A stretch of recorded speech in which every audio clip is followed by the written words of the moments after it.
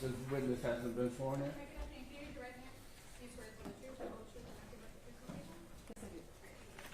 Something that just the mic needs to know.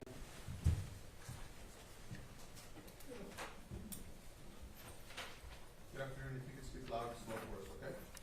Yes, sir. If Wilshire is ever staring at you, that means you're speaking too fast. State, you may proceed. Thank you, Your Honor. Can you please introduce yourself to the jury? Hi, I'm Melissa Nally. It's Melissa Nally. Who are you currently employed with? At the Houston Forensic Science Center. And in what capacity?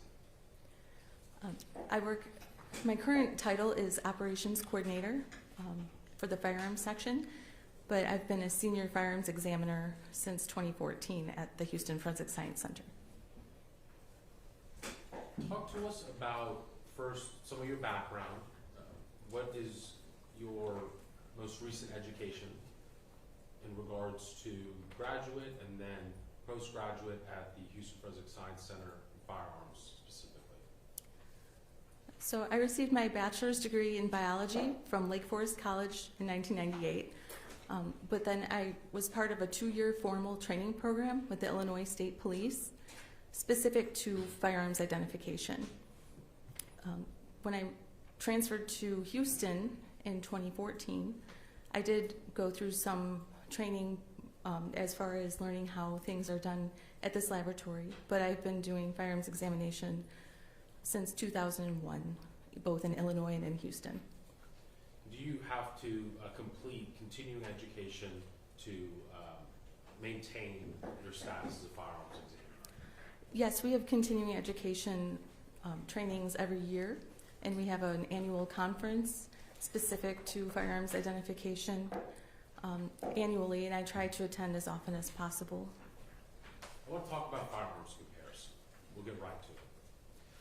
When you have a firearm and you have spent cartridge casings, are you able to confirm whether or not these spent or fired cartridge casings were shot from a specific firearm? I am able to do a microscopic comparison of fired cartridge cases to test fires from a firearm and form an opinion whether those spent cartridge cases or fired cartridge cases were fired from that particular firearm, yes. First, let's start with class characteristics and then individual characteristics. Okay, so if I'm comparing some fired cartridge cases that are submitted to the laboratory to a firearm, I'll first look at the class characteristics, meaning the features of that item, such as the caliber, the shape of the firing pin impression, the overall style of markings that are on that cartridge case, and I'll determine if those are consistent with test fires that I create using the firearm that's submitted. If they're different calibers, then I would not even go on to do any kind of microscopic comparison of those items to that firearm, because the class characteristics would be inconsistent. So, and just to clarify, you have your firearm, you have your spent cartridge casings, and then you have your test fire cartridge casings. Right? Correct. The test fires would be created using that firearm. So that's me generating those test fires by using the firearm to shoot into a water tank in the laboratory in order to obtain those test fires. Would it be fair to say it's almost like creating a sample to test? Yes, that's fair. Okay. And so we know now that you can do spent casings to a firearm or to the test fires. What about metal fragments, projectiles, jackets? So when I test fire that firearm, the bullets go into the water tank and I obtain sample fired bullets. I can compare those fired bullets to fired bullets or fragments that are recovered at a crime scene or are submitted to the laboratory for comparison, yes. Are you always able to determine and make the conclusion of a positive identification or maybe a exclusion for a specific metal fragment? No, I'm not always able to come to a definitive conclusion. Sometimes the conclusion I come to is inconclusive, meaning I can't identify or eliminate the possibility that these were fired from a particular firearm. What are some of the reasons why metal fragments in particular present difficulty in your analysis? Metal fragments can be either part of the jacketing of a bullet or they can be part of the core, which the core of the bullet doesn't really come into contact with the firearm in any way that would leave tool marks for me to examine. Additionally, fragments are typically very distorted and may have passed through hard materials and be damaged. So it's hard for me to see the pattern that the firearm has left on that item when it's been damaged by whatever it passed through. Okay, so do you want to talk about individual characteristics next or the general components of a cartridge case? We can, either way, individual characteristics would be good. Okay, let's go there. Okay. So as I mentioned, I wouldn't do a further comparison if the class characteristics were inconsistent between the fired cartridge cases and the firearm that was submitted. If the class characteristics are the same and say they're the same caliber, they have similar shaped firing pin impression, I will go on to look at individual characteristics. Those are unique features of an item that are created through use, abuse, and wear. They're not predetermined by a manufacturer. They're like a firearm can get unique markings on its breech face because it's been used and abused over the years, and so that will cause it to have unique markings on it that will be impressed onto the cartridge cases that are fired in that firearm. us about some of the chemical components of a live round, and then what happens when it's expelled from a firearm. Okay, so may I refer to my demonstrative? Yes. I brought a demonstrative of a live cartridge. This is obviously much larger than a cartridge that you would use, but for the purpose of showing everyone. So a lot of times people will refer to what's a cartridge as, they'll call it a bullet, but this is actually a cartridge. It's a single unit of ammunition. The bullet is just the projectile portion. The cartridge case is a second portion. These two separate during the firing process. And then on the head of the cartridge case is the primer. The primer area is where I look for a lot of the markings that I use for identification purpose, because the firing pin of the firearm will strike that primer area and leave an impression. Additionally, slamming against the breech face of the firearm will create all kinds of markings on this head area for me to examine. The bullet obviously separates and goes down the barrel of the firearm. There would be gunpowder inside, or propellant, so that's the fourth and final component of a cartridge. But obviously my demonstrative doesn't have that. So during the firing process, those two items separate and are marked by different portions of the firearm. Okay, so what's ejected from the firearm itself, is that what we're referring to when we say a spent cartridge casing or just a cartridge casing generally? Yes, the fired cartridge case or spent cartridge case would be this portion here, and it does get, in the case of a semi-automatic pistol, it will extract and eject this portion during the firing process. It will come out the ejection port, and it could land on the ground or whatever is near it. Okay, so when you say land on the ground, wherever it's near it, let's say even if they're stationary and they're shooting a firearm, are all of the cartridge casings going to land in the same exact spot? No. Why is that? It's dependent upon things like how you're holding the firearm. A lot of times there could be something obstructing where a cartridge case may shoot out and bounce off of something. They're not going to all end up in this neat little pile. That's just not how it works. So, for example, someone is shooting a firearm like this and then comes over here to shoot it like this, those cartridge casings, they're going to be in different directions. Correct. In your experience as a firearms examiner, are you aware, I'm talking about firearms straight from the manufacturers, are you aware of any firearms that exist that don't expel a muzzle flash? In my experience, there are flash suppressors, but in my experience with firing firearms into our water tank in a laboratory setting, I have not experienced one not having a flash.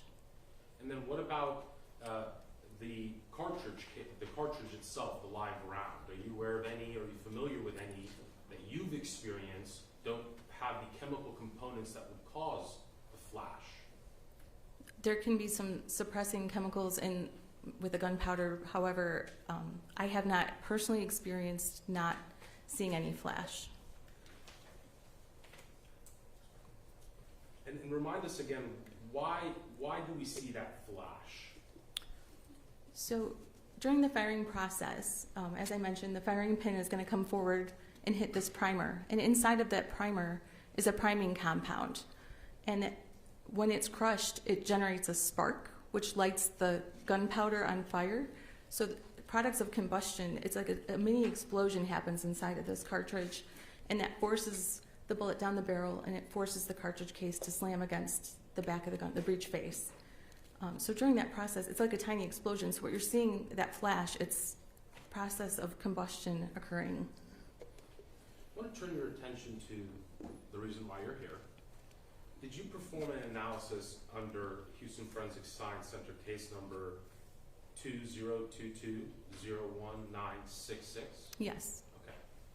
May I approach the witness, Your Honor?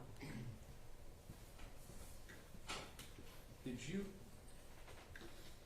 perform an analysis on a firearm specifically the firearm with serial number TLX70074. Yes. And was the request for comparison to both spent or cartridge casings as well as metal fragments? Yes, there were two separate requests. One was to compare cartridge cases, and one was for fired bullets and fragments, yes. Okay. And we'll get into the two individual requests in a moment, but at the time that you completed your analysis for the two requests, did you memorialize them in a report? Yes.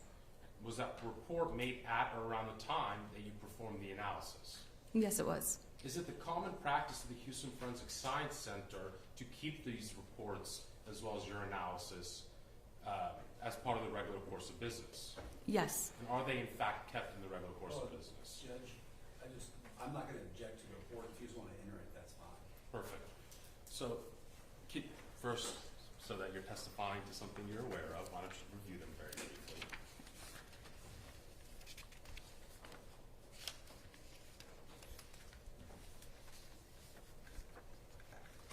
And this is State's Exhibit number 179 and State's Exhibit number 180.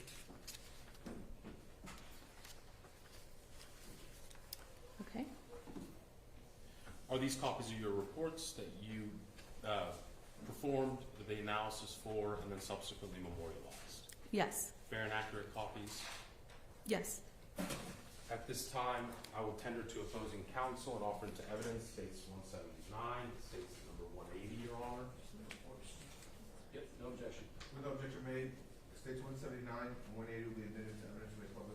Thank you, Your Honor. So first let's talk about the analysis that you performed, State's Exhibit number 179. Just comprehensively, what did you compare here? Let's start with the firearm and the spent casings. So I believe the one that you have up is the bullets and fragments. Thank you. I apologize. 180. What do we see here? So there were 5 fired cartridge cases submitted, 5 fired 9mm Luger cartridge cases, as well as 9mm Luger Taurus model PT-111 G2C semi-automatic pistol, serial number TLX70074.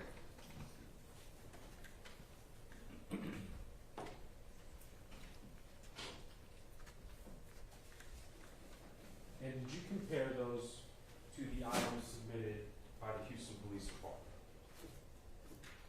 I'm sorry. I'm sorry. So let's just start with item number 00301.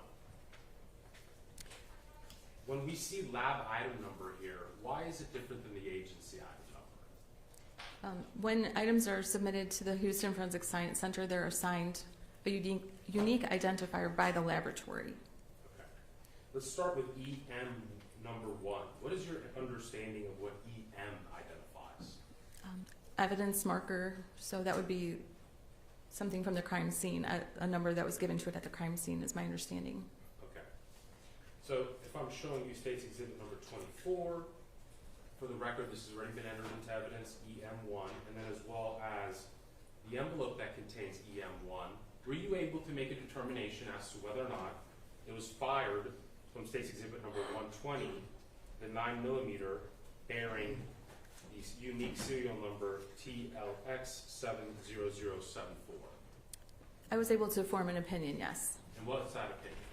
that this particular item was fired in the firearm, the Taurus, that was submitted to me.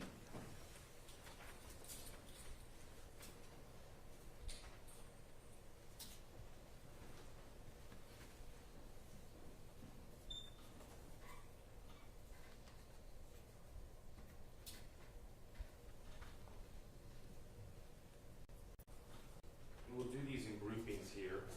As it pertains to EM3, EM4, and EM2, which are captured in State's Exhibit number 51, were you able to make or form an opinion about whether or not they were fired from that same 9mm Taurus? Yes, I was. And what is your opinion? It was my opinion that those were fired from the Taurus.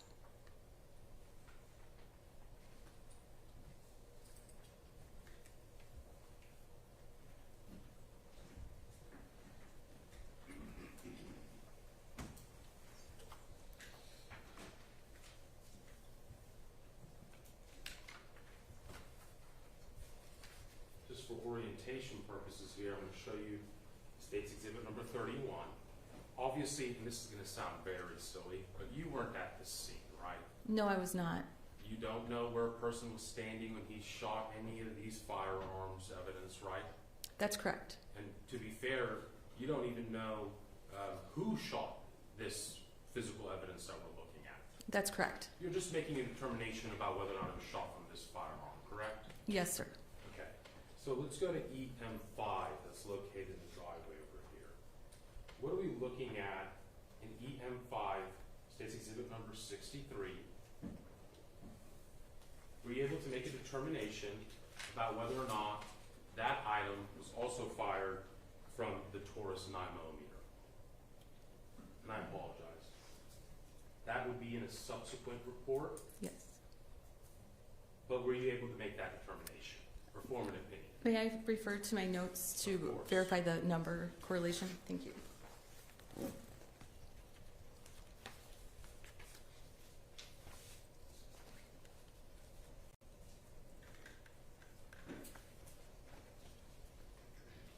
Okay, so evidence marker 5 is the same as my item of evidence number 9, laboratory item 9. And it was my opinion that that was fired from the Taurus. And is this a cartridge casing, or are we looking at something different here? That's a fired bullet jacket. Okay, so the part that is expelled out of the firearm from the barrel. That's correct. And you want to show us what the part Sure. we're talking about? So this is a model of a fired bullet, but the jacket would be the outer layer. The inside would be a core, and oftentimes it's either brass or copper. The jacket would be, and so sometimes it separates from the core during the firing process often. So in this instance, it appears to be the jacket, not the core isn't part of that. And then we're going to go to EM6. That's for part of that first request, right?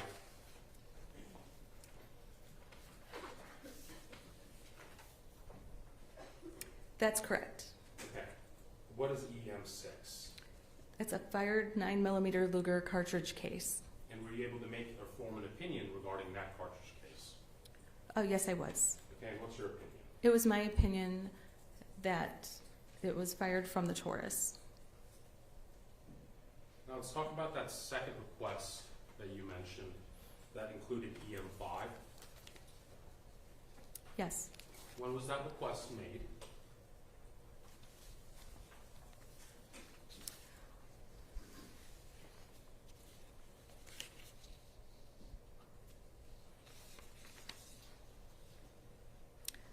I know when it was completed. I'm looking for the date the request was made, and I don't see it offhand. Completed is fine.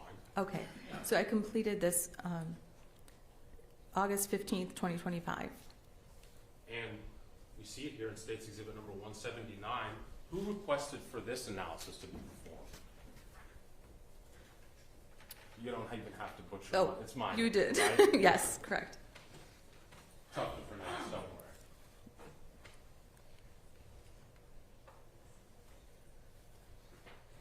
All right. So let's actually just review very briefly what was submitted as part of that request and what was the request. I was requested to compare test fires from the Taurus to some fired projectiles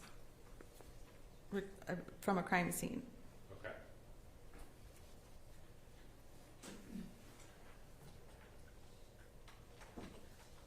I'm showing you State's Exhibit number 134. CSU previously testified to it, but here I'm going to show you the actual item that you analyzed in State's Exhibit number 178. So we know this is from the vehicle that was processed by CSU Lambert. What is your opinion as it pertains to item 01101? Was it fired out of that same Taurus? Were you able to form an opinion? I was able to form an opinion on that item, and it was my opinion that it was fired from the Taurus. The same firearm that we've been talking about? Yes, correct. What about item number 011-02? Now, just as a point of reference, again obtained from the same vehicle,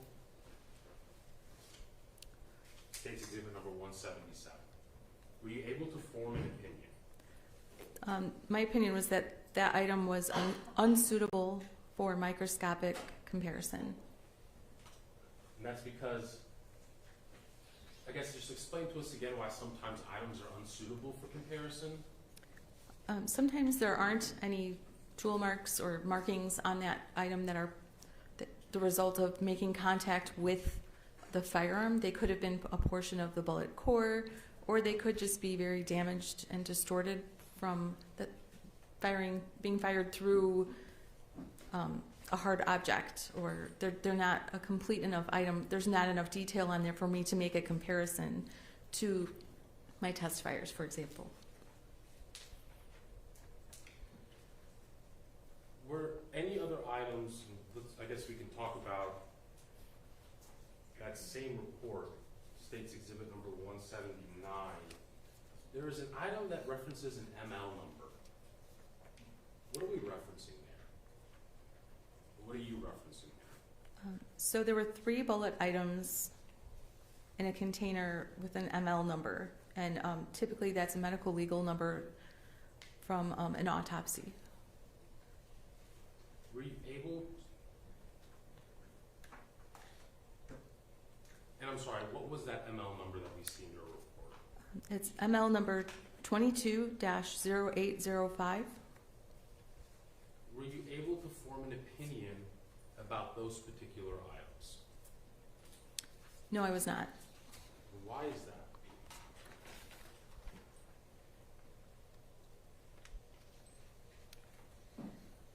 The items were, there was not enough detail on any of them for comparison. They were not suitable for microscopic comparison.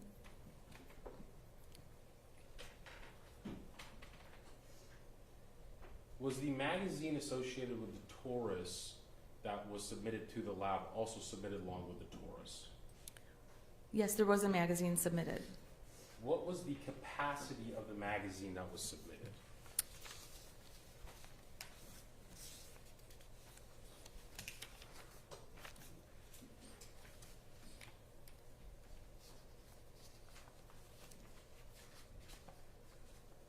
The capacity was 12.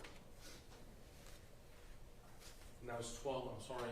12 cartridges? Okay, so it can fit up to 12. That's correct, yes. And that, I guess that also wouldn't necessarily include if there's a round in the slide or the In the chamber? barrel of the chamber. Correct. Now, just briefly going back to the ML number and the items that you received from the medical examiner's office, is it pretty common that the items you receive from the medical examiner's office are unsuitable for comparison? It's not uncommon. And why is that?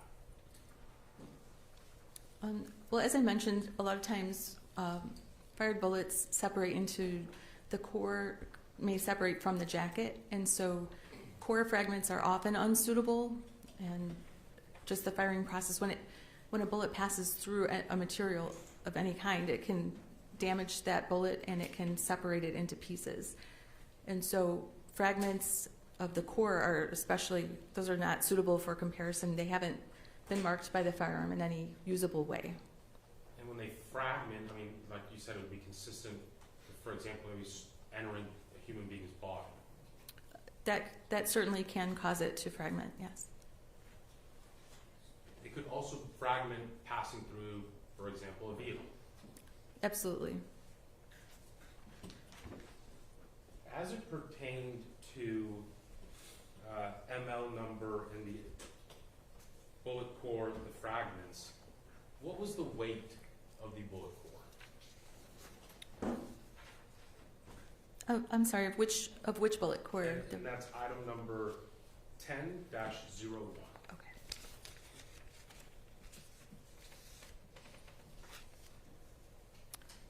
The weight was 65.5 grains. And then item number 11-01 that was retrieved from the vehicle, what was the weight of that? That fragment was 24.2 grains. And then item number 11-02, also obtained from the vehicle, what was the weight of that? 1.5 grains. Approximately for 9mm unfired, unspent rounds, live rounds, what's the approximate weight? For a bullet, Yeah. about 115 grains. Okay, and that would vary on the type of bullet? It would, yes, it would depend. Just a typical run-of-the-mill bullet for a 9mm is about 115. It could be more or less. There could be 147. It depends on the style of that bullet. Okay. And what are the different kinds of bullets, I guess, that you've come across? You don't have to give us, I'm sure it's an exhaustive list, but just generally. Sure. I mean, it could be a full metal jacket. There's jacketed hollow points. There's total metal jacket. There's different styles of bullets. Pass the witness, Your Honor. Defense. Thank you, Judge. This incident happened in February of 2022.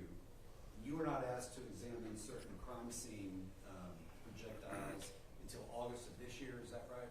That is correct. Okay, let's talk a little bit about, Judge, may I approach your witness? Let's talk a little bit about firearm mechanics. I want to just visit with this a little bit so that we can make sure we've got a clear picture. May I borrow your demonstrative? Sure. Thank you.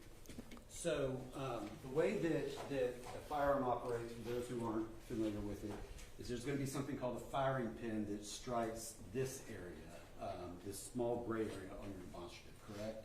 Yes, sir. And that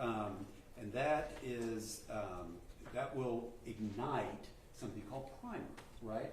The priming compound inside of that primer causes a spark. And that causes a spark that ignites what us lay people may refer to as gunpowder, correct? Yes, sir. And it's actually the gases from that make the what us lay people would call bullet come out of the cartridge, correct? Correct. And then the bullet itself, Mr. also used the M&M example. I'll use a banana example. You've got kind of the banana peel and the banana inside, right? Yes. And then sometimes, depending upon what the bullet hits, how fast, what type, etc., you can have situations where the peel kind of comes off of the banana in when it hits something. Does that happen occasionally? Right. The jacketing does separate from the core. Yes. Okay. And jacketing, again, that's the peel of the banana. The core is the banana. In your analogy, In my yes. analogy. Okay. Now, when let's talk about muzzle blast, because that's been an issue here. The whether or not there is muzzle blast, that's kind of the what we might refer to as fire that seems to come out of a firearm. How much there is can depend upon many different factors. True. Yes, that's true. The type of firearm could play a role, right? It could. Yes. The barrel length. Sure. Whether it's a revolver or semi-automatic. Yes. Rifles, shotguns, etc. They're all going to have different levels of muzzle blast. Fair. Sure. That's fair. And even within the same type of general firearm, like a handgun or a semi-automatic pistol. And I guess let me clarify that for people who may not be familiar. May I approach the exhibits, Judge? Yes, please. All right. When we say semi-automatic, can you tell the jury what that means? Can I use it However you with want pistol? to, Okay. yes. So a semi-automatic pistol is designed to fire one time for each time you pull the trigger. So cartridges are loaded into a magazine, which is inserted into the magazine well of the pistol, and then you chamber a round into the chamber of the firearm. You pull the trigger, and it'll shoot one round. So that's you'd have to release the trigger and pull again in order to fire a second round. Now, some of us may have heard in the news or something about firearms that, and the court reporter is going to kill me because I'm going to use noises here. But instead of pop, pop, pop, make brrr, the faster kind of firing. Would that be called fully automatic?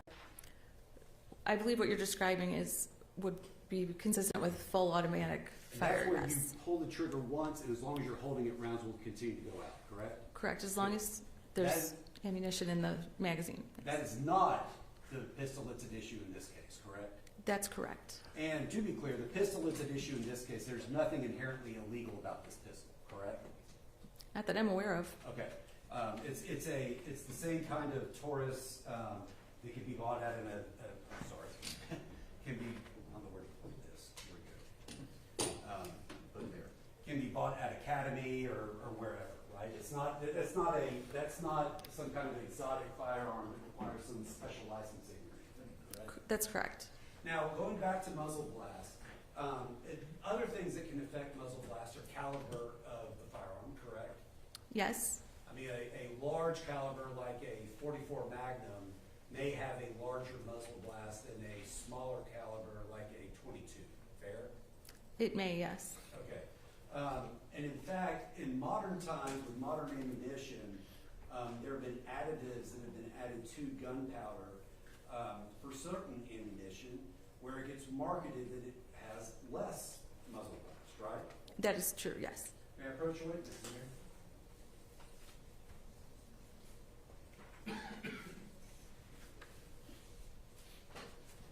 I'm going to show you what we marked as Defendant's Exhibit number 12, 13, 14, and 15. Without going into the contents, can you just take a look at those, please?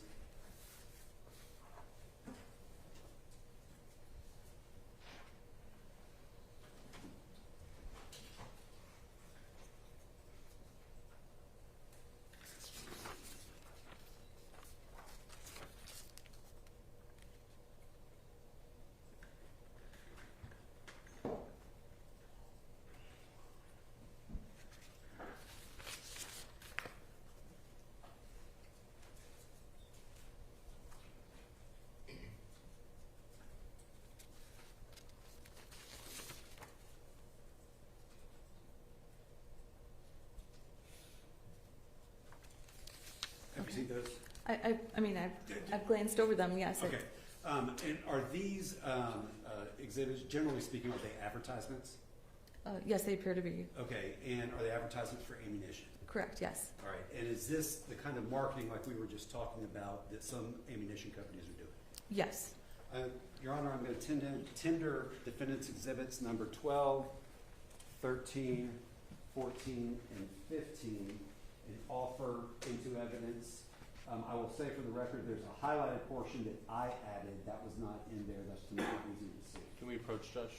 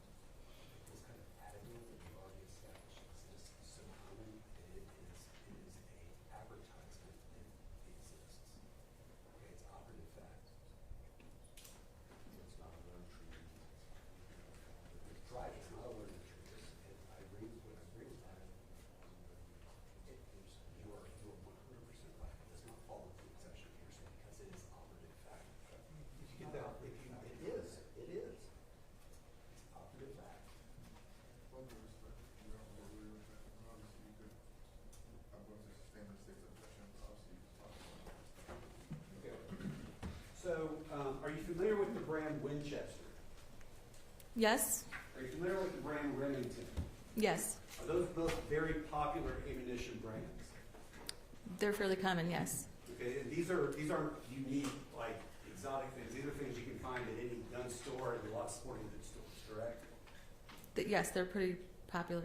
And you're familiar that there's a lot of that kind of ammunition that has the additives added to it to suppress how much muzzle blast there is, right? It's not something that I'm specialized in, but I'm aware that there is something that can be added to suppress some of the flash, yes. Fair enough. Now, as far as you're not, and I think I understand very clearly what your expertise is and what it is not, okay?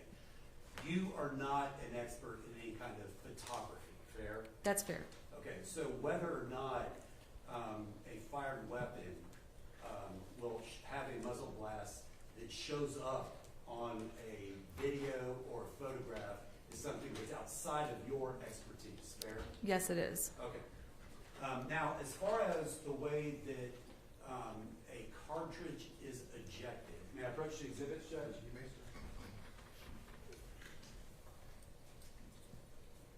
In a semi-automatic firearm, when the trigger is pulled, the gases and springs work together to force the slide backward, fair? Yes. And that is where the casing will come out, correct? I'm sorry, let me rephrase that because I was imprecise. That's my bad. Where we see this orange part on this exhibit, we see a kind of a hole. When it slides out, a casing will be ejected. Is that fair? Or if there's a better way you want to put it, please do. No, a fired cartridge case would be ejected from the ejection port. And the one thing I want to make sure that we're not going to try to do here later, when the firearm is pulled, when you pull the trigger, the slide goes back, it's ejected. I think we're all in agreement. You cannot say that there's any real way you can tell precisely where the firearm was fired by where the cartridge ended up. Fair? I personally could not tell you where. Yes, that's correct. Because that distance can, anyone that shot firearms knows that distance can vary. It can fall near you, it can go kind of far away, right? There are a lot of factors that can affect where it lands. Fair enough.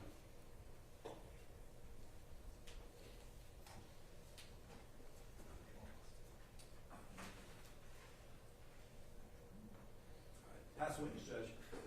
Nothing further from the state, Your Honor. Next witness be excused. From the state, yes, Your Honor. Yes, subject to recall, Judge. Thank you. Next witness be excused. The state calls Zachary Caldwell. Judge, will we approach?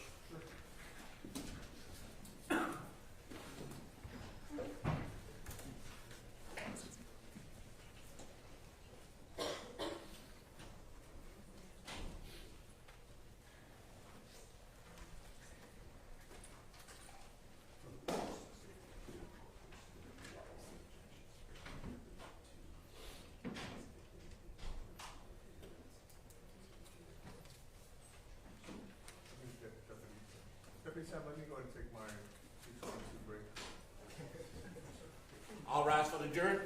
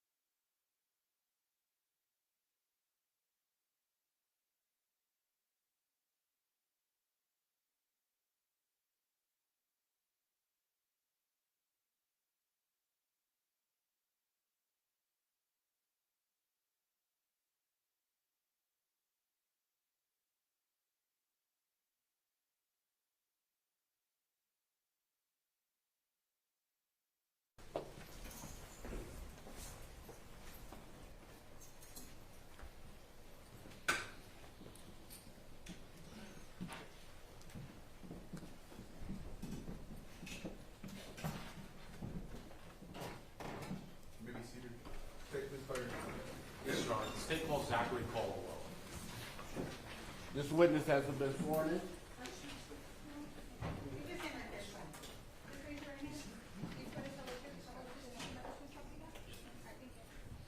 Step up to the mic, you need to. Yes, sir. Good afternoon, sir. If you could do me a favor, speak loud and slow, both to the mic. Yes, sir. We got water. If Ms. Wilshire is looking at you, that means you're speaking too fast. Yes, sir. You may proceed, state. Thank you, Your Honor. Can you please introduce yourself to the jury? Yes, sir. My name is Zachary Caldwell. How are you currently employed? I'm an investigator with the Harris County District Attorney's Office. What part of the office? I work for the Digital Forensics Division. Talk to us about generally what your day-to-day roles are. I'm responsible for the intake, evaluation, and processing of digital forensic devices. That includes cell phones, digital video recorders, computers, flash drives, hard drives. I'm also responsible for our asset management. I set up forensic workstations, I install hardware, I assist with networking setup, amongst probably a dozen other tasks on a daily. Let me ask you this, before you worked as a digital forensic investigator, talk to us a little bit about your prior law enforcement experience. Sure. I began my law enforcement career in 2005 with the City of Victoria Police Department. I spent about 3.5 years on patrol, some of those years spent as a field training officer. From there, I moved to a detective position where I worked crimes against persons. I worked aggravated assaults and sexual assaults primarily as my caseload. I then moved to a auto theft position where I covered auto theft and burglary. I spent about 7 years with the City of Victoria. I left the City of Victoria and went to work for the Cy-Fair Independent School District. I worked cases. They started a school district up there, so I worked cases for about a year. I was selected to go work for a high school. After that, I spent about 6 years in a high school. I promoted to a patrol sergeant position, and I worked there as a patrol sergeant for about a year before I moved to the district attorney's office. That was very comprehensive. Let me ask you this. Your day-to-day duties at the district attorney's office, they vary. Would that be fair to say? Yes, sir, very much so. So sometimes you do what we call cell phone digital forensic analysis, duplicating the imaging of a cell phone. You can get texts, calls, things of that nature, right? Yes, sir, that's correct. What are some of the things outside of that that you do on a day-to-day basis regarding surveillance videos? So oftentimes we'll take surveillance video and we'll review that video. We'll get requests from the office, sometimes investigators, sometimes ADAs. We'll assist with video review. We'll assist with demonstrative preparation, basically things to show jurors like yourselves when it comes to courtroom testimony. Talk to us about your training and experience with the types of software that you'd be using in those circumstances. So in those particular circumstances, overall I've had about 3,200 hours total of law enforcement training. 420 of those hours have been spent at the National Computer Forensics Institute that's run by the Secret Service in Hoover, Alabama. 40 of those hours specifically were regarding digital video recording devices and the types of images and video obtained from those devices, including audio, and the software used to process those videos, and then taking those videos and conducting forensics on those, and then demonstrative preparation thereafter.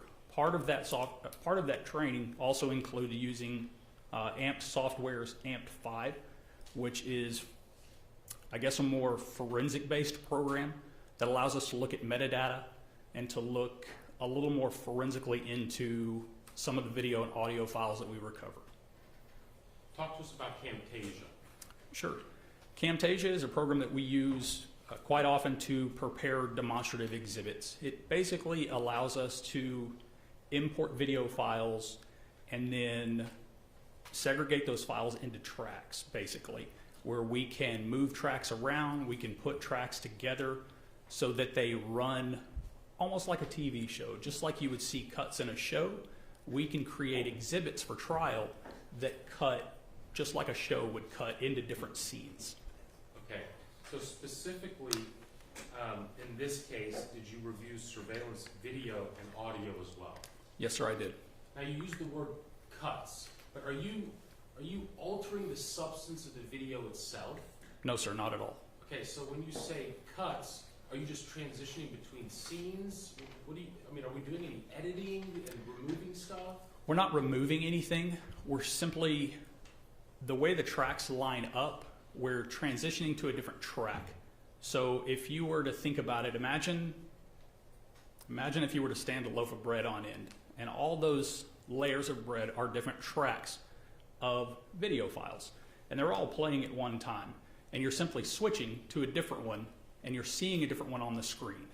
If that makes any sense, that's the best way I know how to explain it. And as each track plays, you're seeing a different portion of video, even though they're all playing at the same time. And you can move those tracks around as to what you want to see on the screen. So you're not enhancing video, like making, for example, muzzle flash go out further than it really does, are you? No, sir, none of the video changes at all. So you're playing different portions of video with audio? Yes, sir. At this time, Your Honor, the state would offer State's Exhibit number 4, surveillance video that is from 208 Winkler Street. It's been on file with the district. Sorry, it's been provided to defense, and the business record affidavit has been on file with the clerk's office for greater than 14 days. No objections. With no objection made, state number 4 will be admitted into evidence made public, sir. Thank you, Your Honor. Did you review a number of surveillance videos in this case? Yes, sir, I did. Did you also review a video that had audio with it? Yes, sir, I did.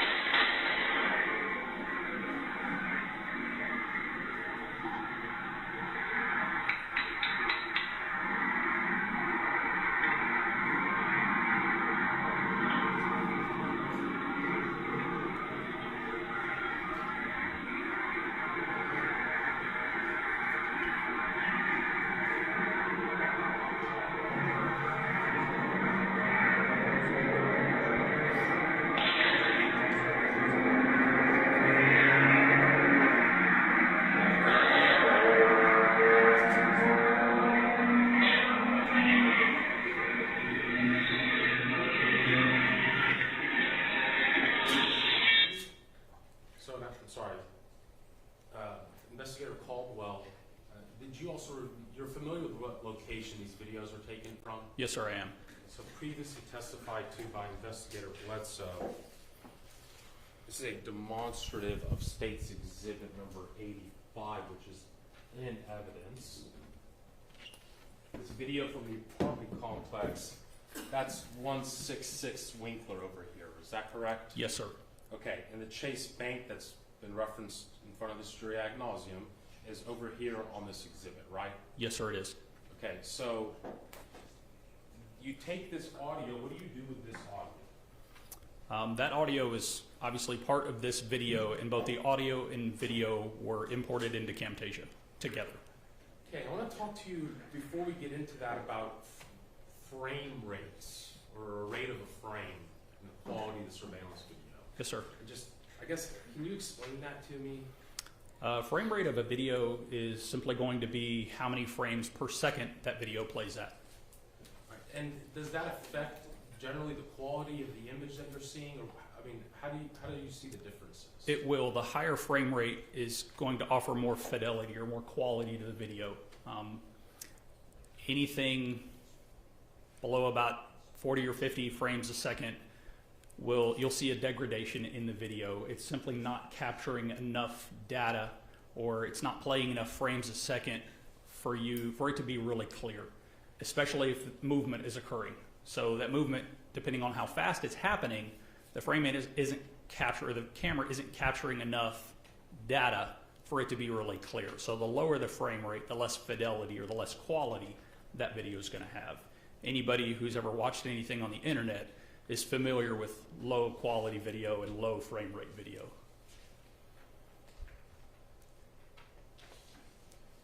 So the jury's reviewed and seen the Chase Bank video, the 226 Winkler video, the one that we just watched. I'm going to play portions of the 208 Winkler video, which is State's Exhibit number 4.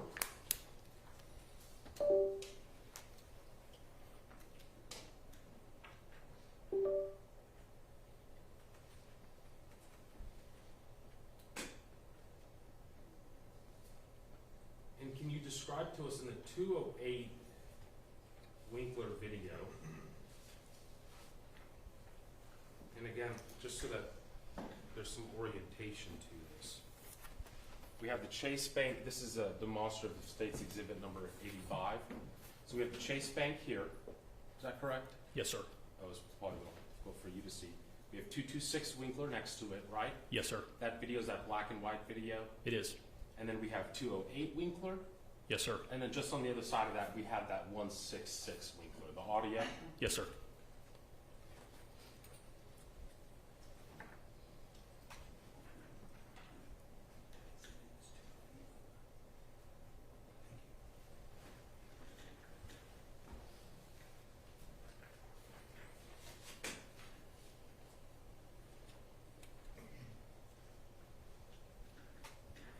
Can you tell us what we're about to watch here at State's Exhibit number 4?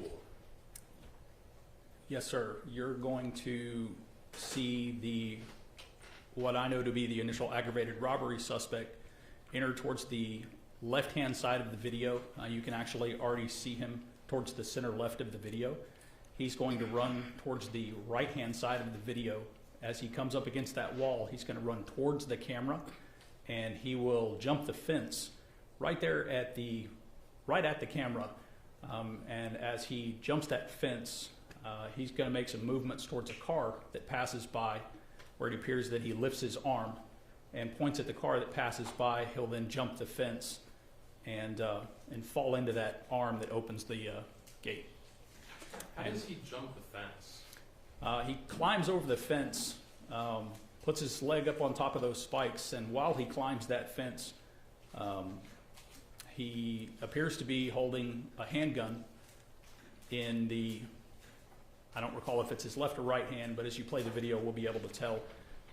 And he also appears to be holding that handgun in such a manner, it appears to me that he's got his finger in the trigger guard of that weapon. And that's while he's jumping the fence? It is, yes, sir, while he's climbing over that fence. So we'll just publish State's Exhibit number 4.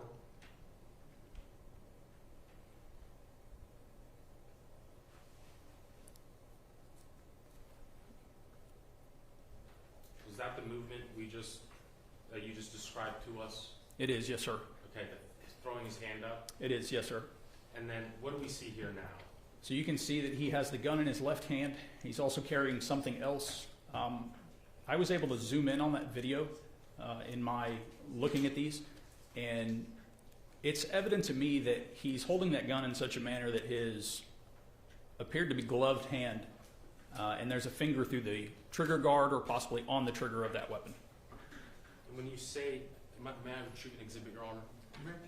When you say the trigger guard or the trigger of the weapon, for example, that weapon was 120, you know it's not, but that's through here, correct? Yes, sir, that's correct. So he's jumping the fence with his finger through the trigger guard. Correct. You mentioned zooming in. Yes, sir. So we've been using VLC to publish some of these videos. Is there a way with videos like Camtasia or software like Camtasia where you can do the zooming in and you don't have to manually click like we've been doing? There is, yes, sir. Okay. And so did you take the, I'm sorry, we'll just finish publishing States Exhibit number 4, I apologize.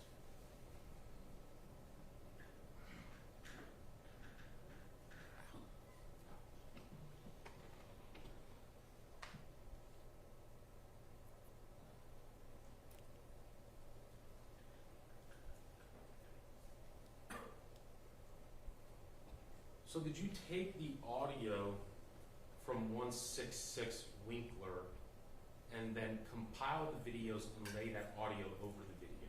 Yes, sir. When I say layover, may I approach the witness, Your Honor? I'm showing you what's been marked as States Exhibit number 181. Do you recognize it? Yes, sir, I do. How?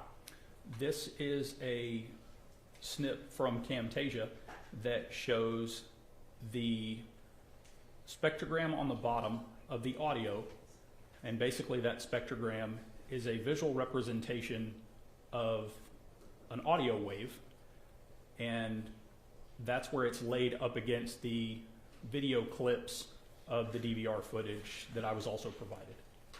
And is that what we see, or what we will see, I'm sorry, in the video that you and I just described as the layover? Yes, sir. This is a fair and accurate depiction of what that would look like inside Camtasia. Yes, sir, it is. At this time, Your Honor, the state would offer States Exhibit number 181 to opposing counsel. Sorry, offered into evidence and tendered to opposing counsel.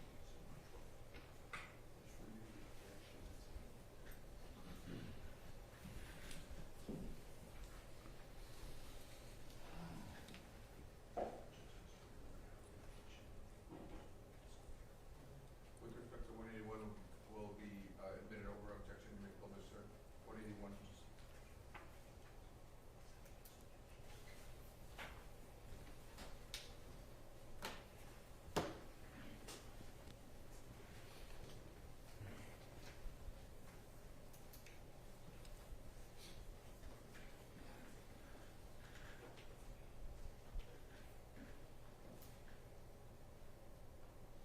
Judge, may I have the witness step down just very briefly? Yes, sir. Can you tell us what we're looking at here in States Exhibit number 181?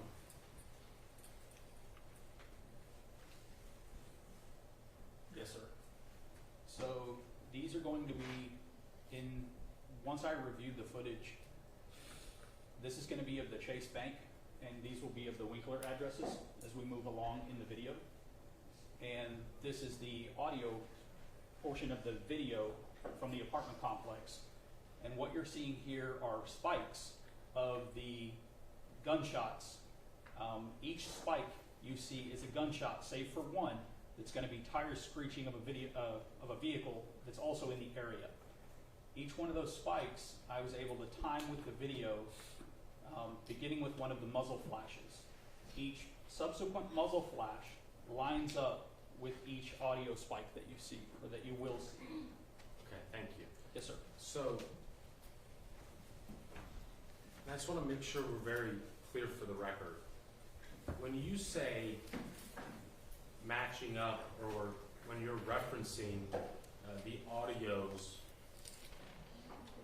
being matched with the gunfire or the muzzle flash, are you saying that you took every one of those 10 and lined them up with a muzzle flash by removing the time in between each one of them? Can you explain to us again what did you do with the first one? How did that affect the 10? It didn't affect the 10 at all. So both files the audio file exists where it's at. And then the video file is laid in such a manner that upon that very first muzzle flash, and then as the video plays along, they sync themselves. There's no manipulation of any of the other files that occurs. So as the files play together, the muzzle flashes line up with the spikes in audio. And you'll see as the demonstrative plays, there was no time compression, there's no time manipulation, there's no video manipulation of those muzzle flashes. They simply occur when they occur. as you'll see in the demonstrative, the first flash lines up, the last flash lines up, and there's no manipulation in between. So you're not removing time, adding time. You are synchronizing essentially the first sound and then the first muzzle flash, Yes, sir. and then the remaining are synchronized without you manipulating. That's correct. You're not enhancing it, are you? No, sir. And did you do that, and I'm sorry, the speakers, did you do that with States Exhibit number 1, the Chase Bank surveillance, States Exhibit number 3, the 226 Winkler surveillance, States Exhibit number 4, the 208 Winkler surveillance, and States Exhibit number 5, the audio file, the 166 Winkler surveillance video? Yes, sir. May I approach the witness, Your Honor? Yes, sir. I'm showing you what's been previously marked as States Exhibit number 108, the compiled videos. Have you had a chance to review the compiled videos that you created using Camtasia as we saw in States Exhibit number 181? Yes, sir, I have. And is that a fair and accurate representation of what you just described to us as the laying over the audio and the video files? Yes, sir, it is. And again, did you remove or fraction any of the time other than just transitioning between the actual videos themselves? No, sir. At this time, Your Honor, the state would offer States Exhibit number 108 into evidence and tender it to opposing counsel. Renew earlier objection. Over objection, States 108 will be admitted to evidence you may publish, sir. Thank you, Your Honor.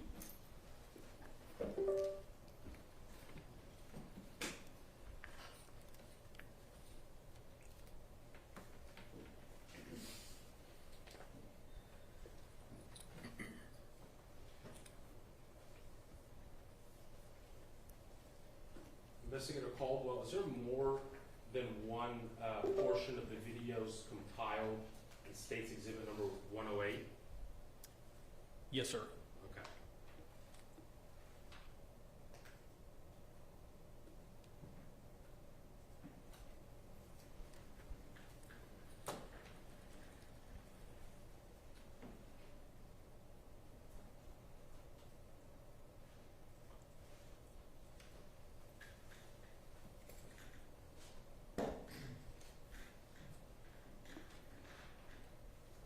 So this first video here, what is it titled? Video from Chase Bank with audio from 149 Winkler. And I apologize. We've been speaking about that Winkler address. It's the audio file, right?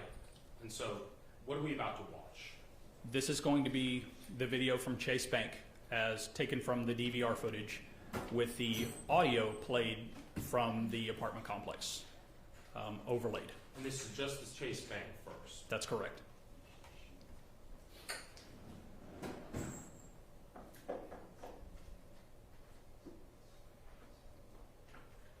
And now that we're publishing 108, does the audio kick on at the beginning?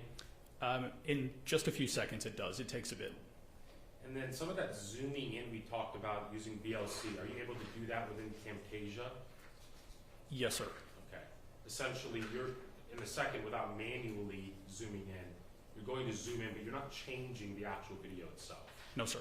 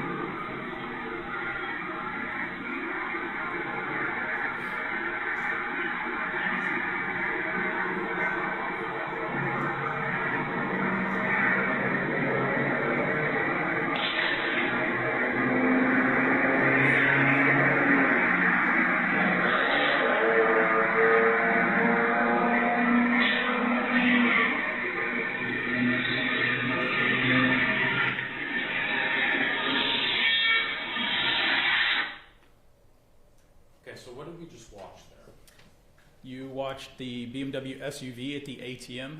The aggravated robbery suspect runs up and commits the aggravated robbery.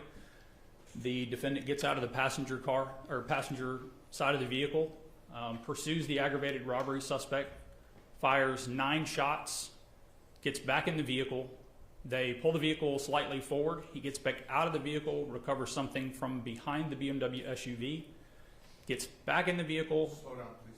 Yes, sir, I apologize. Okay. Gets back in the vehicle. They pull into the driveway and out into the roadway slightly. He partially exits the vehicle or opens the passenger door and proceeds to fire an additional shot above the door frame of the car towards the black truck again. And we heard almost a tapping noise in between shot 9 and 10. Yes, sir. Okay. Are you able, based on the sound, to determine where that is occurring? No, sir. I wasn't able to determine where that sound comes from. Again, this is audio from quite a ways down the street. It picks up gunshots very easily, but there is ambient noise, Okay. What's ambient noise? surrounding noise. And then when we saw this 10th shot here, you didn't take audio and try and stick it to that 10th shot, did you? I did not, no, sir. So once you hit play on shot number 1, they all occurred in sequence as we see the muzzle flash. Yes, sir.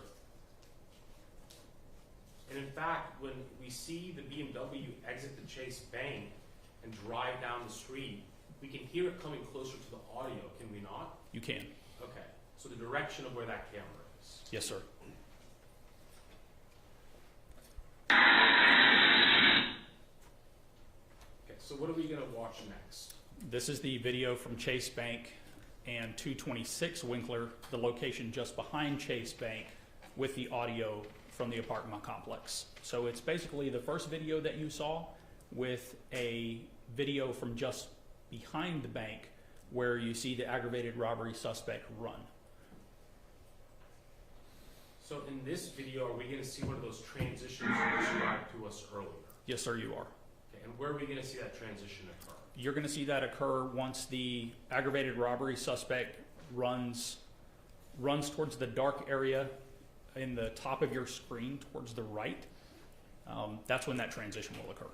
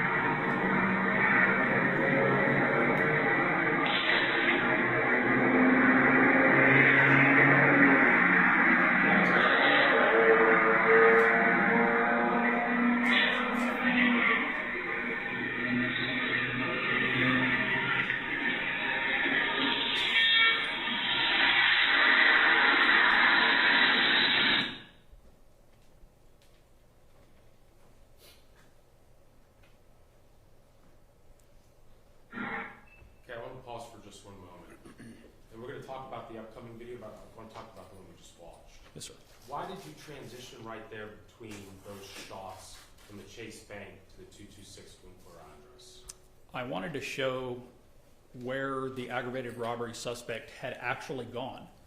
I believe there was some confusion initially on where he had gone and whether or not he had gotten into the truck or he had continued to flee behind the bank. So in looking at that video, I wanted to be able to demonstrate where he had actually gone. And I felt that that made it extremely clear. Once he disappeared into that back corner, it's very clear where he's running. He continues to run right down that sidewalk through that business and just continues to escape that direction. And in a second, are we going to see that transition also capture the vantage point, at least, I mean, for example, this Chase Bank video, State's Exhibit number 1. After we see the initial 4 or 5 shots, are you able to see the muzzle flashes clearly as you are the 226 Winkler address? Once the transition occurs, you are not. You can't see them quite as clearly. If you play the video slow enough, you can see the muzzle flashes.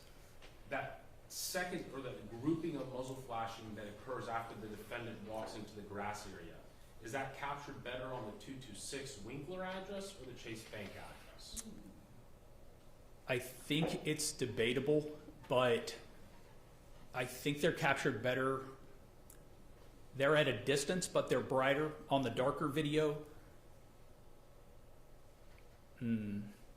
But I believe on this video, they show up a little better if played slowly. So frame by frame. Yes, sir. We saw the title of this video was call-outs. What are call-outs?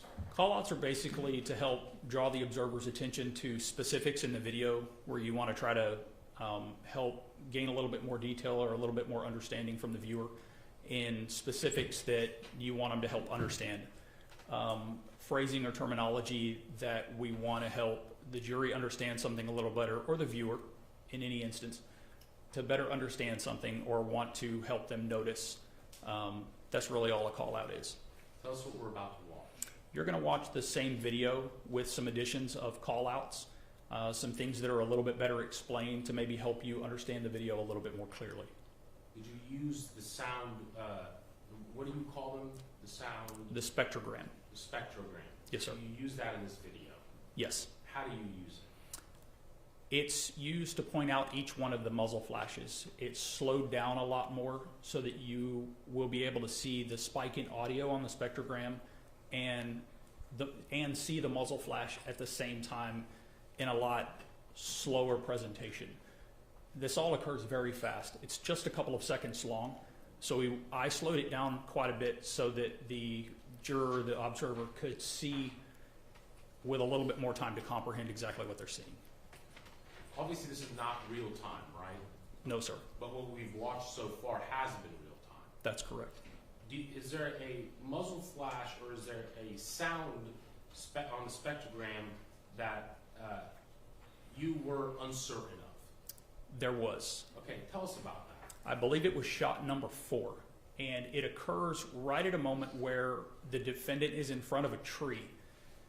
It's exceptionally hard to see that muzzle flash because of the camera's lack of quality, for lack of a better term, but because of the brightness and the washout of that tree and the muzzle flash's brightness, and I think the camera's quality overall, there's just a split second or a minute amount of time where you can barely make out that muzzle flash in front of that tree, and what I believe to be a partial muzzle flash, but the reflection and brightness of that tree shows up in that video in such a manner that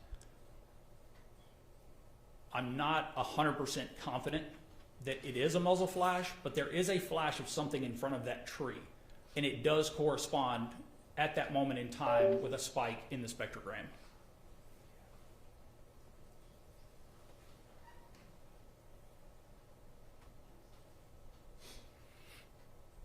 In just a moment, we'll publish State's Exhibit number 108.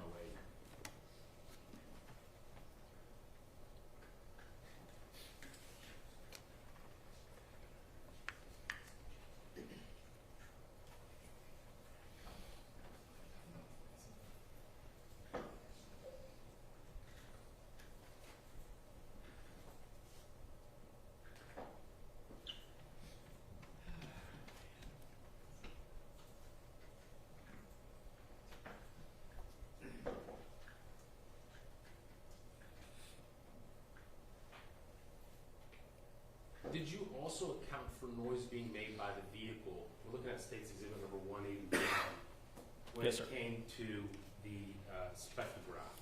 Yes, sir. Okay. Did you also, were you asked to determine what your opinion was about the robbery assailant lifting their arm up? I was. Were you also asked, because you didn't cut these videos or remove time from them, did you? No, sir.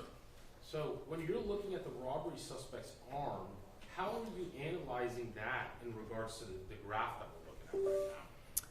So when he raises his arm, I compared that to the spectrogram, and I looked for any spikes in audio in the spectrogram, and I didn't find any corresponding spikes.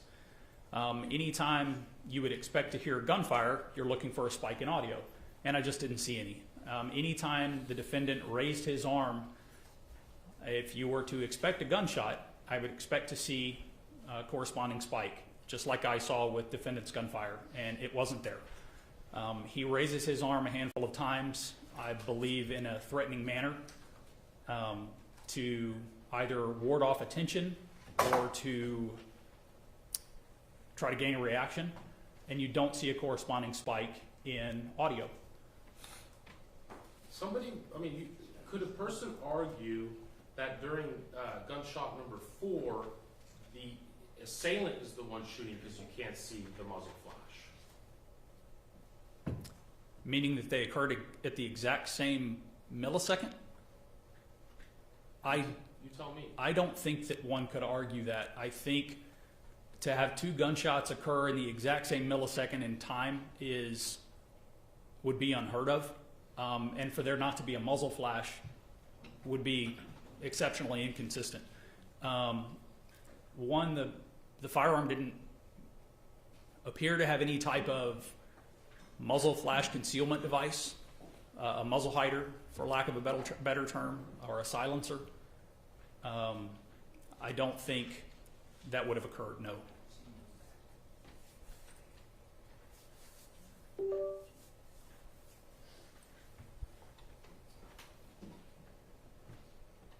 The continued publishing States Exhibit number 108.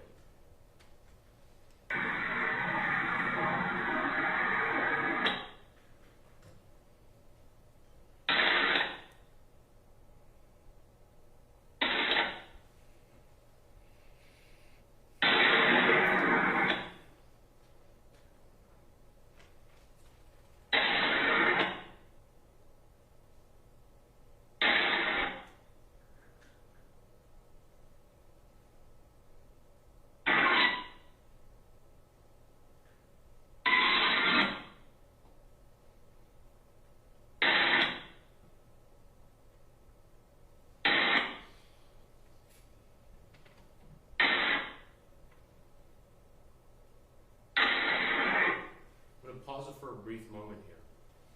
In States Exhibit number 108, we see a spike in sound that is not attributed a number. What is that? That's the tires of the car screeching. We also saw portions where you were pointing to a lack of sound when the robbery suspect had his arm extended. What are you trying to indicate? The fact that, one, there was no muzzle flash and there was no spike in audio. That's what I alluded to earlier when you had asked me about the defendant raising his arm. That was the lack of muzzle flash and audio spike that I spoke about. When you're zooming in and you're making a circle, what are you trying to identify? We're pointing out the muzzle flash. So I'm going to go back just a little bit so we can see that again.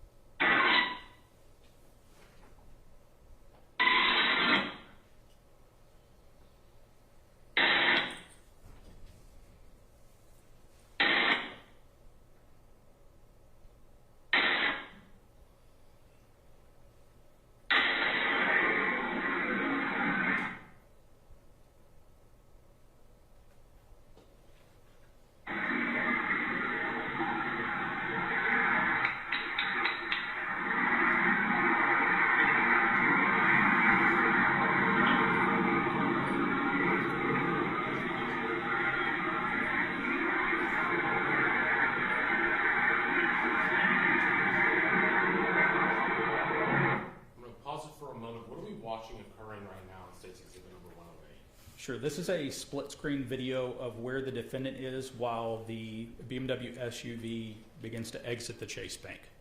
And with Correction, not the defendant, the initial aggravated robbery suspect. I appreciate that. Yes, sir. You're not suggesting here that the defendant knew this man was about to jump the fence here in a second, are you? No, sir, not at all.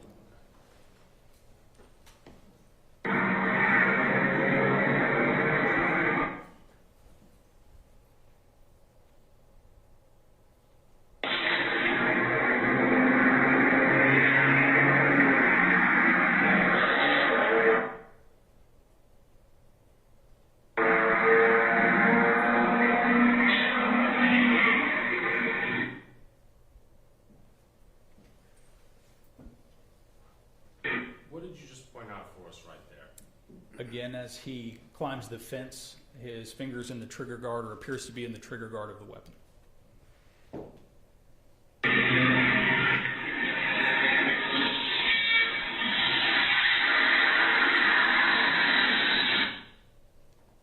Okay, so the call-outs, obviously, it slows it down a little bit. Would that be fair to say? Yes, sir. In reality, what occurred and how many shots occurred is better depicted on the first part of this video, right? It is, yes, sir.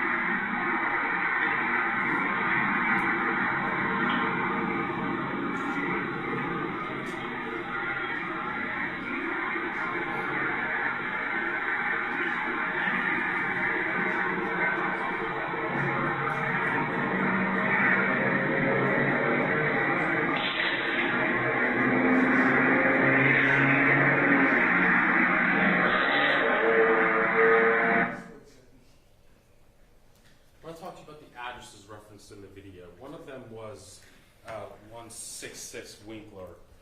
I think in the video it appears as 149 Winkler, but from your understanding, is that the audio file that you laid over these videos? Yes, sir. Okay. The 10th shot here, when you're listening to that audio, it sounds a little bit different than the first 9.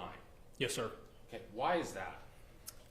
So when the BMW pulls out from the Chase Bank, it's out from under. Do you have any training at all in how gunfires, the audio waves of gunfires, the physics of how that works? No, sir. Okay, Judge, he's not an expert in that area. He's an audiovisual expert, but he's not an expert in the sound waves of gunfire, so that's improper questioning. Let me hear the state's response. My question about the witness was why the gunshot sounds different in the audio file that he laid over these videos. It's going to be overruled and may proceed. So when the BMW pulls out from underneath the awning, the sound reflection is different. It's not against a wall. Sound is different versus when he's underneath the awning, you have a massive reflective wall or surface for that sound to bounce off of, just like being in a baseball stadium that's open versus closed. Pass the witness, Your Honor. Defense? Judge, is there any way, Maroon, Yes. it's not the billboard out of my way so I can see the witness? And just to be clear as to why the rules require me to sit, I don't have a clear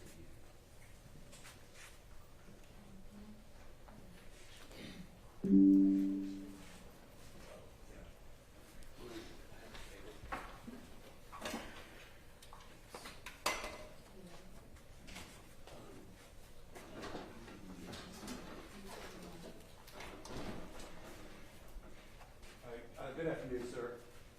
Good afternoon.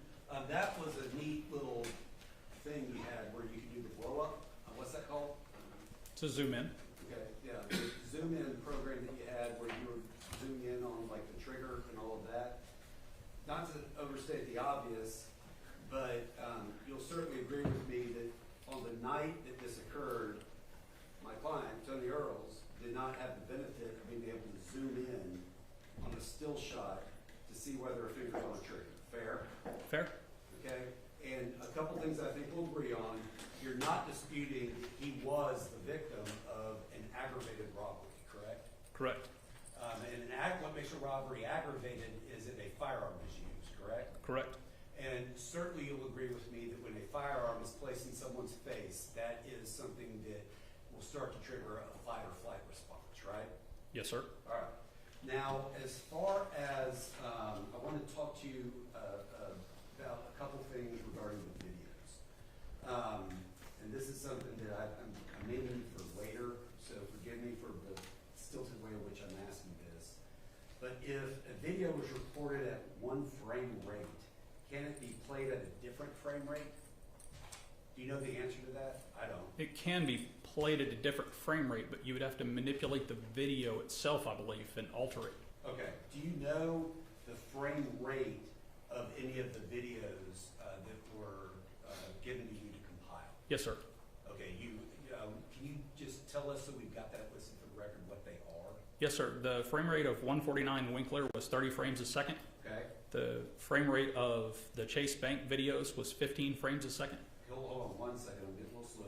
We have 30, and then you have 15? Yes, sir. Okay.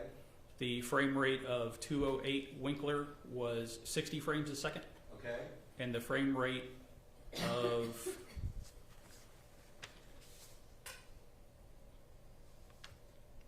the frame rate of 226 Winkler was 60 frames a second, and 208 Winkler was 15 frames a second. You said 15 or 50? 15, 1-5. Thank you, sir. Yes, sir. Now, your work as a police officer, basic police work, you want to let the evidence lead you to your conclusions rather than your conclusions having you pick which evidence you look at. Fair? Yes, sir. All right. So, in this case, I understand you have a limited role, but can you tell us when you were first contacted about assisting in this case? It was 2 to 3 weeks ago. Who contacted you? Maroon Katani, the assistant district attorney. All right, and he works for the same office you work for, correct? He does. All right. And what was his request to you? It was an email requesting assistance in building a demonstrative for this case.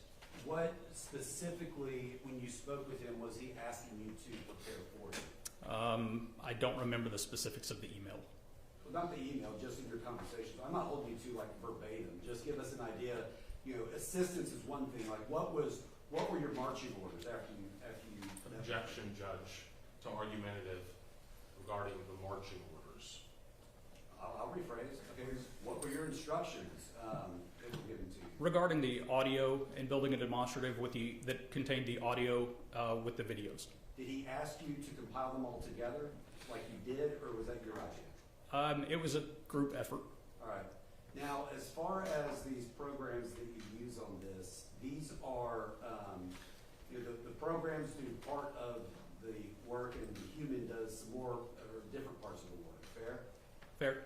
There's parts, basically what you're doing is taking an audio file and trying to overlap it with where you think it should start on the video file. Is that a fair characterization? Yes, sir. All right, so the decision as to where exactly it starts is a human decision? It's up to the end user. Yes, sir. Okay, in that case, that's you. Yes, sir. All right, as instructed by the DAs? No, sir. Okay. Well, I'm sorry. No, it's okay. I made the decision on where to begin the overlay. Okay, they told you they wanted this done. You made the decision how to do it. Correct. All right. So, as far as what all you were given to do this task, did you make requests or were videos specifically given to you? The videos and the business records affidavits were provided to me. What all videos were you given? I was given the videos that are contained within the demonstrative from the Winkler addresses, from Chase Bank, and then I believe one from a China Star restaurant. All right, now the Chinese Star restaurant was not included in any of your compilation, right? It was not. Right. Let me put that up.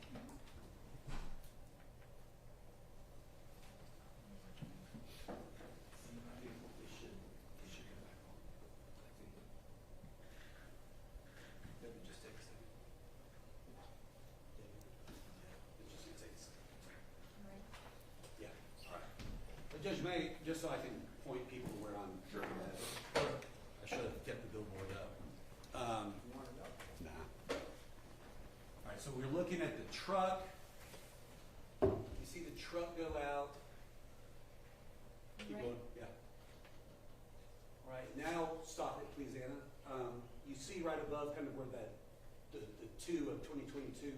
You saw some lights that were a reflection in the building, right? Yes, sir. Okay, and that is the truck that was the Alvarez's truck, correct? Yes, sir, I believe so. Okay. Anna, would you mind playing again? Okay, so we're playing, there's the robber.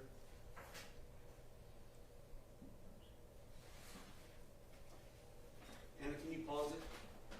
All right, we see up there, kind of above that 14, those are the brake lights of Mr. Alvarez's truck reflecting in the Chase building. Is that fair? I can't quite tell. We can you back it up just a little bit, because I want to make sure we're on the same page on this. And let me tell you so you know, because I want to be fair to you, I want you to know what I'm asking you to do. How far back? To where we see the truck, the Alvarez's truck starting to go. All right. Can you pause it real quick? All right, now right there we see the robber he had come right by where the Alvarez truck is, correct? Yes, sir. All right. Now let me here, and I'm going to keep it paused. Let me just tell you real quick so you know what I'm asking you to look for, because it's not fair to you if you don't know what I'm asking. The pickup truck, as it goes down, I want you to keep watching. Sure. Because we already heard testimony yesterday about this, and I think you're going to agree with me that you're going to see the brake lights reflecting in the Chase building. Okay, and that's going to be important, because as we're watching that, those brake lights, we're going to see when Mr. Earls starts to leave. Okay, that's what we're going to be watching. Anna, can you push play, please? So we got the truck.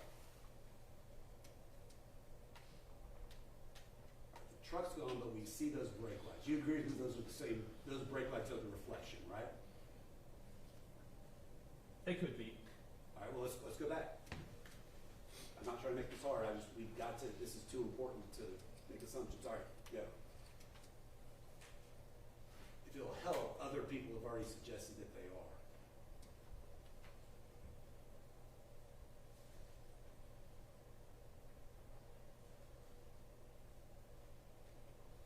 All right, Anna, can you pause it?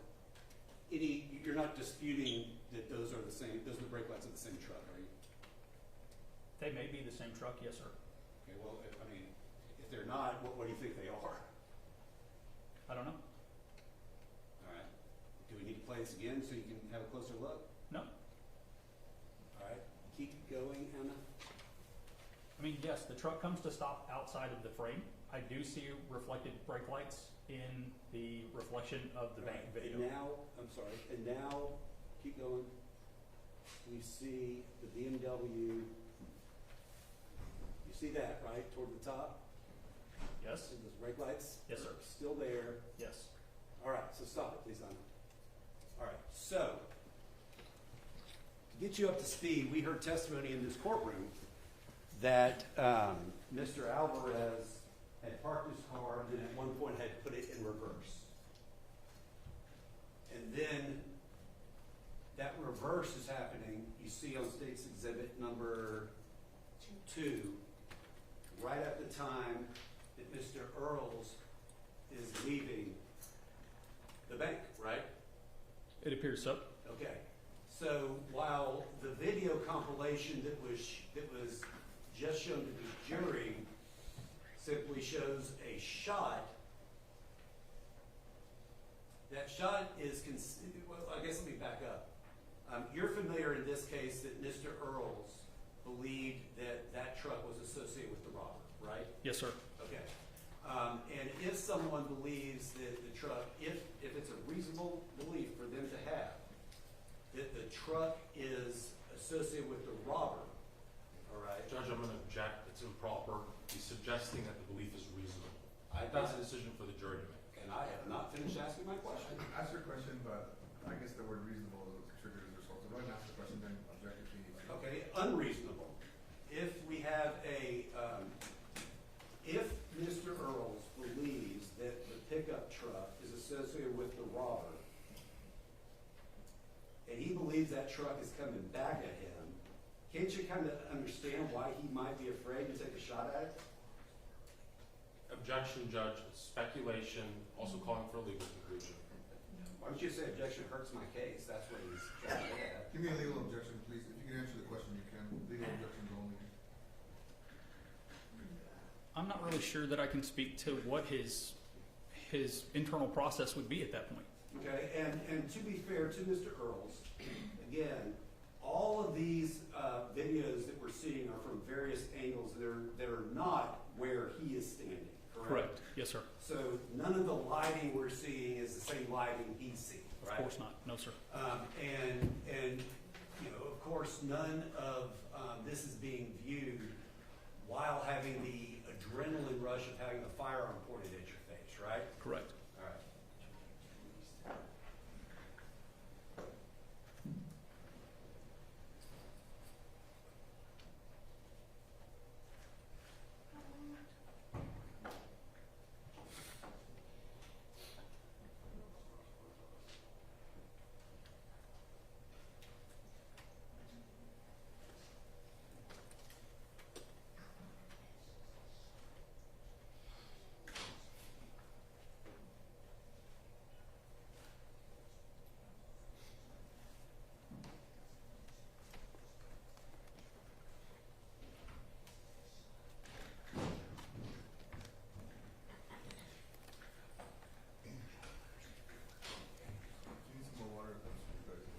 Okay. Thank you, Judge.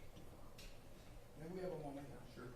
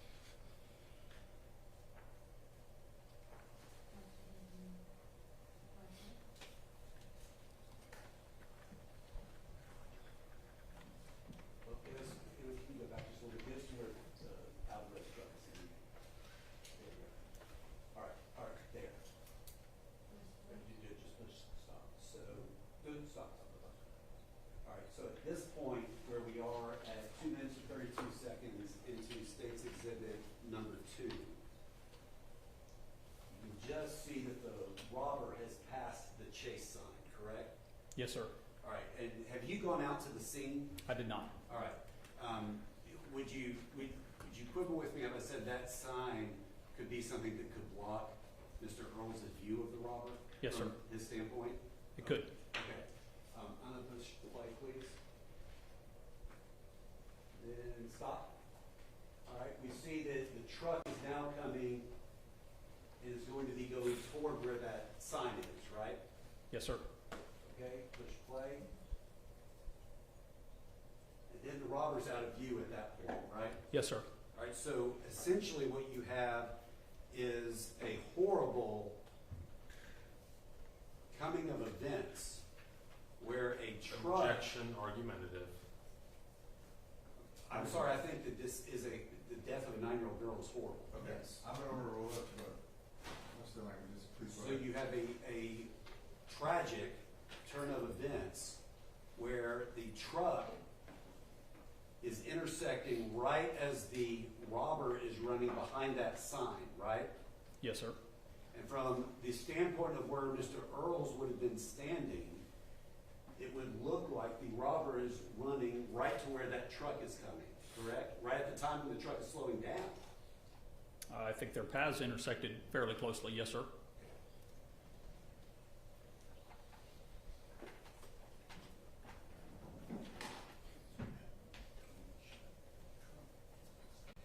Okay, and that point from when he shot into the truck was less than 2 seconds. Does that sound about right? Yes, sir.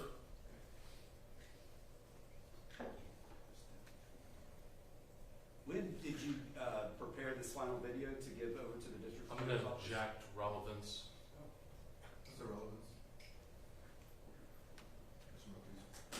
I mean, this case was filed, or the case occurred in 2022 in February. It goes to the state of the investigation that as to when they have this. Well, I guess let me ask a preamble question. Judge, may we approach? Sure, just, this is better approach, actually. I'm not going to get in that topic right now. I'm going to lay some foundation that would make more sense before. May we approach, Your Honor? Just come on up first, let's talk about it for a minute. If you could. Let me lay some foundation.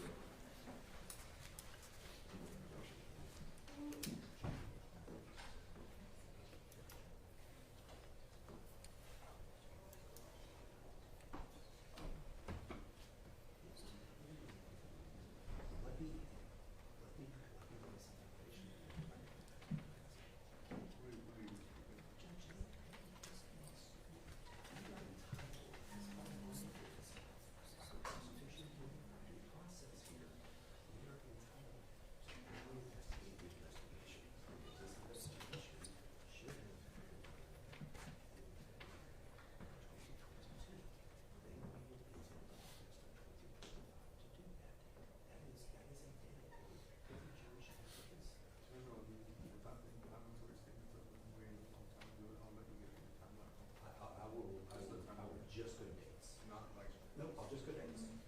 I'll, just remember. No, I will. I'll make it very simple. Sir, what was the date that you completed State's Exhibit number 108? Yesterday. That's the witness. State of Texas. Nothing further from the state, Judge. Minutes for this be excused? From the state? Yes, Your Honor. Yes, Judge, that's what you recall. Thank you, sir, you're excused. Thank you, Judge. With that said, I think it's an excellent time to end. Due to a scheduling issue, how many more, the jury I'm sure wants to know, what do we have left? Couple more witnesses, Judge. How many? We plan on resting on Monday. Excellent. So I would like to work late on Monday, so please be ready to do so.